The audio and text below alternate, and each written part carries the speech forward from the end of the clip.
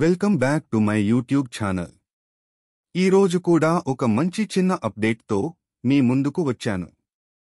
Video చూశాక వెళ్ళిపోకుండా కాస్త నా మీద దయ ఉంచి నా ఛానల్ని సబ్స్క్రైబ్ చేసుకుని లైక్ చేస్తారని ఆశిస్తూ ఇంక మనం ఈరోజు చెప్పుకోబోయే కంటెంట్లోకి వెళ్ళిపోదాం.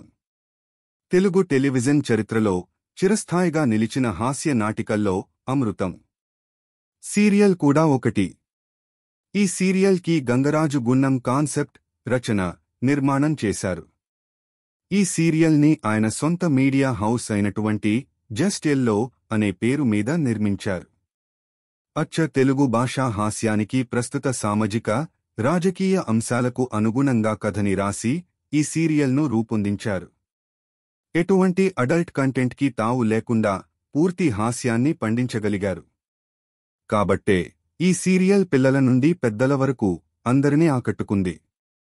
అమృతం చూసే ప్రేక్షకుల్లో అన్ని వర్గాల వారు ఉండటంతో ప్రసార టీఆర్పీ రేటింగ్స్లో మొదటి స్థానంలో నిలిచింది. చాలా సహజమైన హాస్యం, అద్భుతమైన కథనా శైలి, అల్లరి చేసే పాత్రలు ఇవన్నీ కలసి ప్రతి ఇంట్లోనూ నవ్వులు పూయించి ప్రజా ఆదరణ పొందిన నాటిక ఏదైనా ఉందంటే తక్కున గుర్తొచ్చేది ఈ అమృతం నాటిక. ఈ నాటిక 2001 నవంబరులో జెమినీ టీవీలో మొదలై 2007 నవంబరు నెలలో చివరి ఎపిసోడ్ ప్రసారంతో ఈ నాటికని ముగించారు. అయితే ఇటువంటి సూపర్ హిట్ సీరియల్ అకస్మాత్తుగా ఆగిపోవడానికి కొన్ని ముఖ్య కారణాలున్నాయి. అవి ఏంటో మనం ఇప్పుడు ఈ ఎపిసోడ్లో చెప్పుకుందాం. అందులో మొదటగా మనం చెప్పుకోవాల్సింది ప్రధాన నటులు అందుబాటులో లేకపోవడం. ఈ సీరియల్కి గుండె లాంటివారు అమృతం పాత్ర మరియు అంజీ, సర్వం పాత్రలని పోషించిన హర్షవర్ధన్ మరియు ఇతర నటులు. అయితే కొంతకాలానికి వీరందరూ ఇతర సినిమాల ప్రాజెక్టుల వల్ల రెగ్యులర్గా షూటింగ్లకి అందుబాటులో ఉండలేకపోయారు. అందువల్ల వారి స్థానంలో వేరే వాళ్లని తీసుకున్నారు. అయితే ఇలాంటి ముఖ్యమైన పాత్రలు మార్చడం వల్ల ఆడియన్స్కి ఈ సీరియల్ కనెక్ట్ అవ్వడం కష్టంగా మారింది.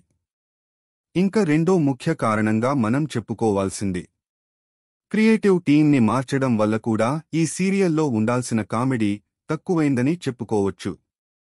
ఈ సీరియల్తో దాదాపుగా 11 మంది డైరెక్టర్లుగా పరిచయం అయ్యారు.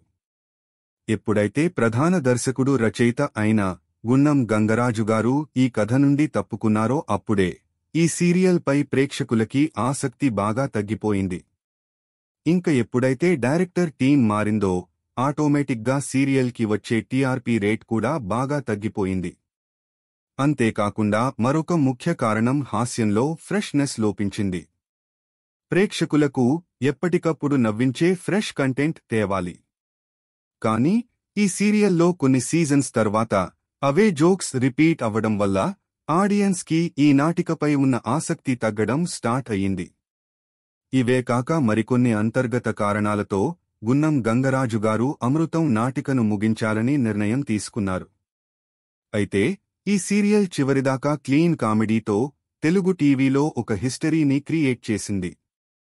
అమృతం ఆగిపోయిన తర్వాత కూడా ఈ సీరియల్లో ఉన్న అన్ని ఎపిసోడ్స్ని యూట్యూబ్లో ఉచితంగా అందుబాటులో ఉంచారు. అందుకే ఇప్పటికి కూడా యూట్యూబ్లో ఈ సీరియల్ ట్రెండ్ సెట్టింగ్ సీరియల్ గానే నిలిచిపోయింది. ఈ సీరియల్కి హాస్యము ప్రధాన ఆకర్షణగా చెప్పుకోవచ్చు. అదే ఈ సీరియల్ విజయంకి బాగా దోహదపడింది. ఇది ఫ్రెండ్స్, అమృతం సీరియల్ ఆగిపోవడానికి నాకు తెలిసిన కొన్ని ముఖ్య విషయాలు. మరింత సమాచారం కోసం గున్నం గంగరాజు గారు ఒక ఛానల్కి ఇచ్చిన వీడియో చూడండి. మీకు అమృతం సీరియల్లో బాగా నచ్చిన ఫేవరెట్ ఎపిసోడ్ ఏది? కామెంట్ చేసి చెప్పండి. ఇలాంటి మరిన్ని అప్డేట్ల కోసం నా ఛానల్ని లైక్ చేసి సబ్స్క్రైబ్ చేస్తారని కోరుకుంటూ సెలవు.